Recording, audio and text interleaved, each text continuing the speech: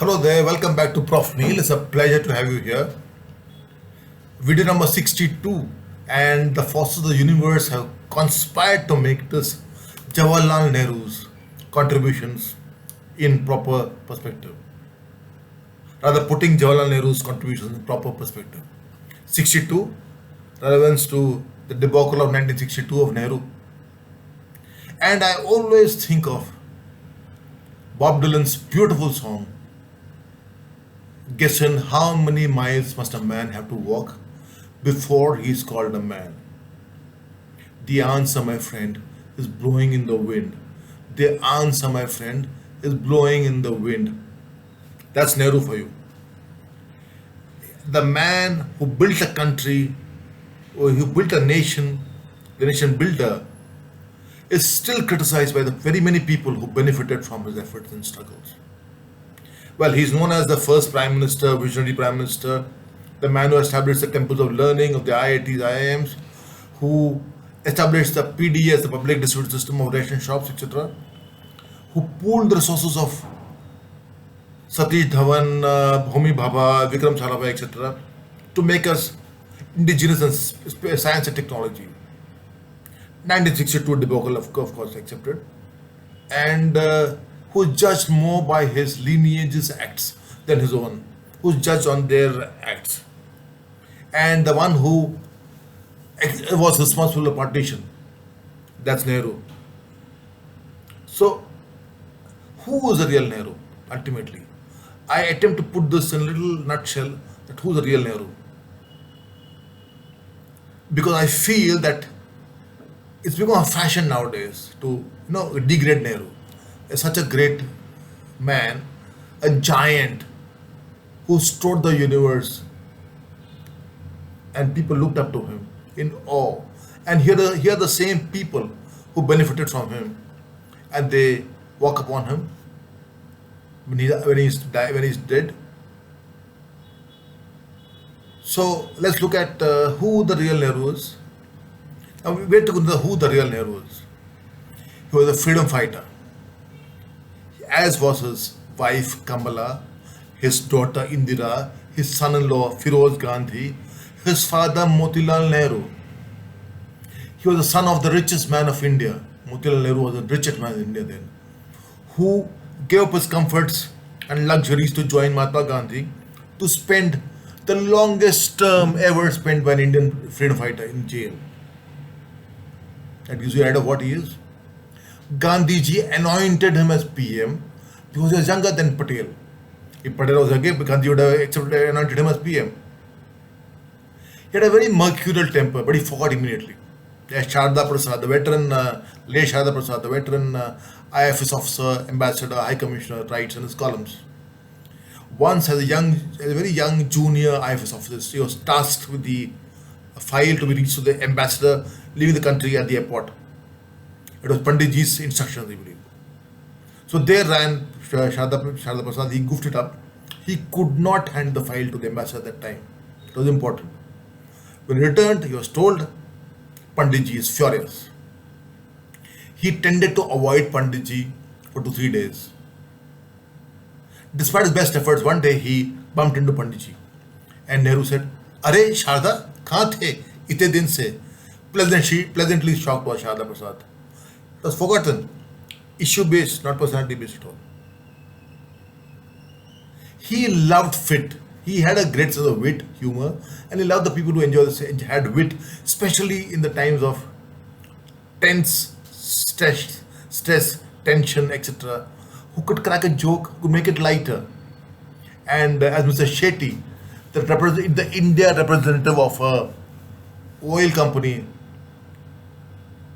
writes in his story that once Nehru was in his aircraft with a foreign dignitary over Palam airport, and on Mr. Shetty's directives, the aircraft was told to circle the airport, was not told to land immediately. It took some time before the aircraft landed, and the minute the aircraft landed and the landing gear was attached, there's Panditji was striding out, his face crimson red. He was furious. Mr. Shetty knew that Wit was the only answer to it. And he would forget in a moment his temper.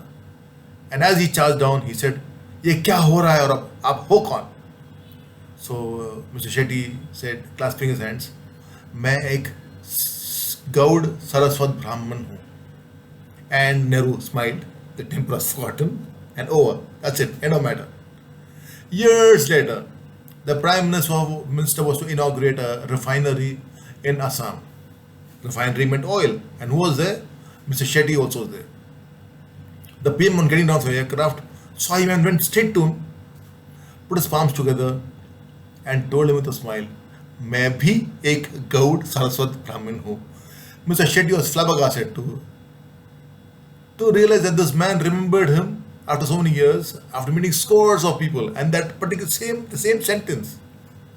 And then Panditji grips the railings and points to the paint on his palm and says, "They know, with a mischievous smile, they know I'm coming here to inaugurate, so they painted this last night," something like that. And that's the kind of person that he was.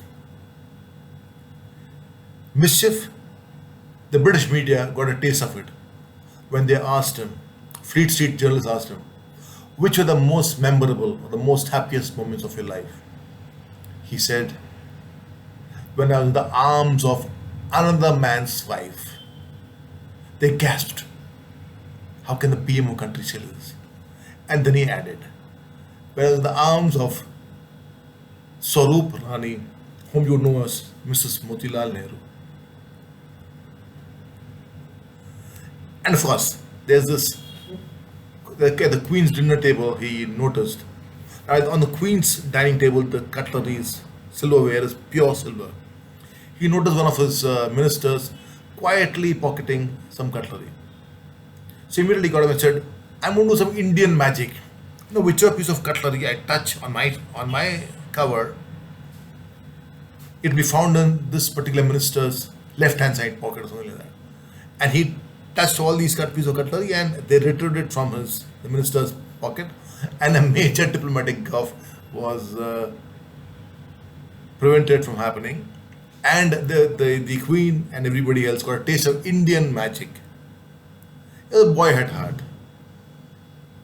And also, he once wrote an anonymous letter to a newspaper with no name, with some other name, that Nehru is a dictator, he's crazy, he's mad, something like that, I forget. But I remember that it is Nehru is a dictator. So these sort of things he enjoyed. He was a child at heart. That's the real Nehru. Even my generation fails to recognize the fact that the two seminal volumes, Discovery of India and The Glimpses of World History, were actually written from prison in the form of letters from a father to a daughter. He wrote from prison to his daughter Indira regularly from prison, imagine. And those got published as a book. And these two books are seminal books. Every Indian should read this book. It should be made mandatory. Like the Israelis have to go through a 2-year training to be in the military. Likewise, every Indian should be mandatory be made to read this, and should have an exam for this. Viva voce. Then we learn to know our heritage, our country better, and to know the world history much better. Eloquence, unmatched. Be it the tryst with destiny, 1947, or be it the light has gone out of the world when Mahatma was assassinated. That was impromptu. He was in tears at that time. The light has gone out of the world address. And 1948, the State of the Nation address in the UN Assembly. It was trying to speak to the world the need for peace. Another of his things was to reach across to his political rivals, be they his bitterest foe. He unprecedented Indian politics. Never happened ever, never be repeated again. He reached out across to his most bitter foe, Shyama Prasad Mukherjee of the RSS-backed Jan Sangh, and invited him to be a cabinet minister. That sheer inclusiveness trait in him has to be admired. It will never be repeated again. That was a defining moment in Indian politics. And when the media asked him, who will be opposition? Who will keep a check on you? He says, you will be my opposition. And he ensured that the media was not, not stamped or trampled upon. That his daughter did during emergency, but he kept the media open. He told Shankar, the father of Indian cartooning, don't spare me even if I'm PM. That's Nehru for you. That was the man that he was.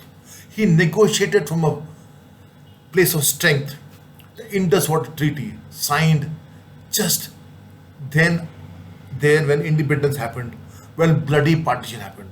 It has stood the test of time, 3 wars and so many years, yet the waters flow from one end to other as per the treaty till now. The Democrat that he was, the world's biggest electoral gamble happened in 1952 in India, just 5 years after our independence and partition, our first general elections. And he announced one man, one vote, unprecedented. In Europe and America, the developed countries whom we look westward for, their black, their colored people and their women got their franchise after very many years of fighting for that. The landless, the underprivileged, they all got that after very many years of fighting for the rights. In India, in the first elections. Now you know who Nehru is? His encouraging dissent saw him rushing to parliament to hear a 22-year-old first-time MP from Balrampur who would engage him in debate, who would engage him and other veterans of Congress in debate and would checkmate him also at times with statements like referring to Nehru's practice of standing on his head, doing his yoga in the mornings. The Prime Minister, it seems, has takes an upside view, a view of the world standing on his head. No wonder his decisions are top or bottom or bottom top, things like that.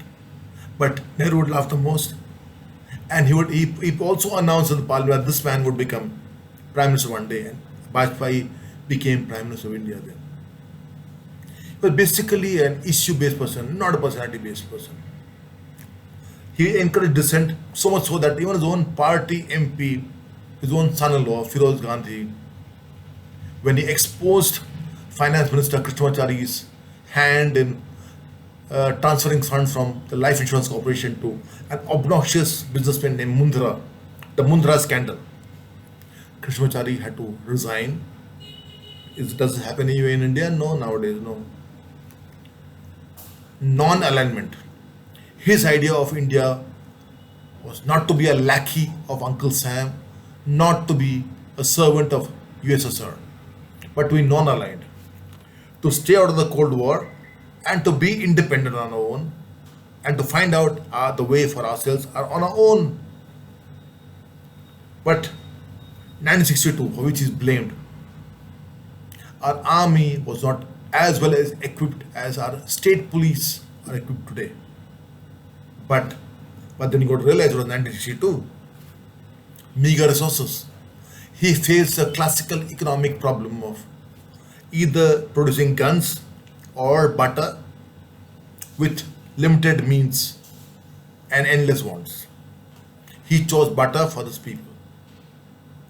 And China, as historians and analysts today point out, China attacked in waves but retracted suddenly as quickly as they came because they just wanted to prove to USSR that now we are also a big brother on the scene. So it was not actually invasion in India as such, but their way of proving to us, pointing out to USSR that we have arrived on the world stage now. He ensured that the civil services outranked the military officers, and justifiably so.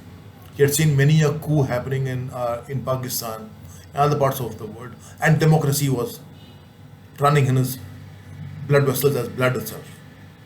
That's the reason why he did that reason. He did not want a military coup in our country. Now it's impossible for a military to do a coup, but he ruled it out totally, ensuring democracy functions. And I think we've done very well for ourselves with democracy rather than a military ruled country like Pakistan, any other military ruled country. We hosted the first Asian Games 4 years after independence in 1951. His mixed economic theory, which many of us criticize even today with the public sector union undertakings, helped us when all the Southeast Asian company economies, the tiger economies, they went broke in the late 90s when the economic crisis happened. We didn't even shiver. We stood apart because of that solid wall of that mixed economy, which absorbed these shocks easily. And as I say, quotes are the hallmark of an intelligent man, conveying something beautiful very succinctly, which would otherwise require an essay. His finest quote on hospitality, the industry that I'm associated with. Hospitality. Welcome a guest to send back a friend. Is that not succinct enough to understand? You don't need to do a hotel management program if you understand that properly. Welcome a guest to send back a friend. That is the finest quote I've ever learned as a student or as an academician across the world. Nobody ever has been quoted like this. On himself, I have become a queer mixture of the East and the West, out of place everywhere, at home, nowhere. Perhaps my thoughts and approach to life are akin to what is called Western, then Eastern. But India clings to me, as she does to all her children, in innumerable ways. He continues, I'm a stranger and an alien in the West. I cannot be of it. But in my own country, also sometimes I feel I'm an exile's feeling. I get an exile's feeling. That's Nehru for you, quoting about himself. That mix of West and East in him, the Occident and the Orient in him. But of course, he was at home in everywhere. In India, he had a fine understanding of scriptures and Sanskrit. He was home tutored at home in Sanskrit, in English, and Hindi before he went to Harrow.